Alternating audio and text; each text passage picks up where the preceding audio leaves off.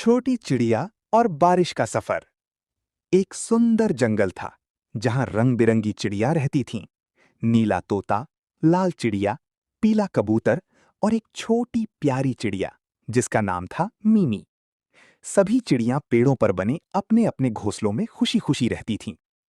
एक दिन अचानक आसमान में काले बादल छा गए, तेज हवा चलने लगी और फिर जोरदार बारिश शुरू हो गई।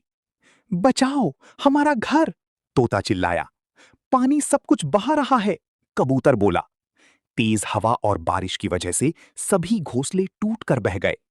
छोटी मीमी डर गई, लेकिन उसने हिम्मत नहीं हारी। मीमी ने कहा, डरो मत, हम सब मिलकर नया घर बना सकते हैं। बाकी चिड़ियां पहले उदास थीं, लेकिन मीमी की बात सुनकर उन्हें भी हिम्मत मिली। कुछ चिड़ियां लकड़ियां लाईं, कुछ पत्ते लेकर आईं और सबने मिलकर नया घोंसला बनाना शुरू किया। थोड़ी ही देर में उन्होंने एक बड़ा और मजबूत घर बना लिया। अब सब चिड़ियां फिर से खुश थीं।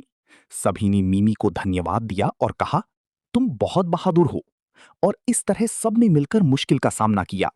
सीख, मुसीबत में घबराना नहीं चाहिए, बल्कि मिलजुल कर काम करना चाहिए।